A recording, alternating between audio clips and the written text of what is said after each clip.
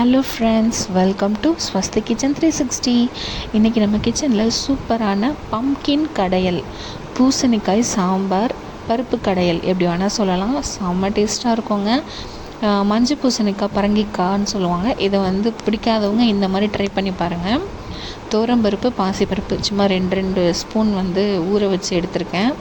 அப்புறம் வெங்காயம், தக்காளி, காரத்துக்கு ஒரு பச்சை மிளகாய், அப்புறம் பூசணிக்காய், பூண்டு இதெல்லாம் கட் பண்ணி குக்கரில் ஆட் பண்ணிவிட்டு தேவையான அளவு தண்ணி விட்டுட்டு மஞ்சள் தூள், பெருங்காயம், உப்பு, ஜீரகம் இதெல்லாம் ஆட் பண்ணிவிட்டு குக்கரை மூடி ஒரு 4 விசில் விட்டுறலாங்க. 4 இல்லை 5 விசில் கூட தாராளமாக விடலாம்.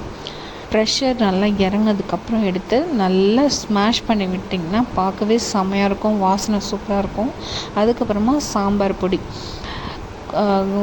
பொடி கொஞ்சமாக ஆட் பண்ணிவிட்டு புளி தண்ணியும் விட்டு நல்லா கலந்து விட்டுட்டிங்கன்னா தாளிப்பு கடுகு, கடலைப்பருப்பு, பச்சை மிளகாய், சீரகம், பெருங்காயம், தாளிப்பு போட்டு கொத்தமல்லி கருவேப்பிலை போட்டுட்டு ஒரு 2-3 நிமிஷம் கொதிக்க விட்டிங்கன்னா பச்சை வாசனை, புளித்தண்ணி பச்சை வாசனை, மிளகாய் பொடி பச்சை வாசனை போகணும். அதனால் ஒரு 3 நிமிஷம் கொதிக்க விட்டிங்கன்னா சூப்பரான பூசணிக்காய் கடையல் ரெடி ஆகிடுங்க.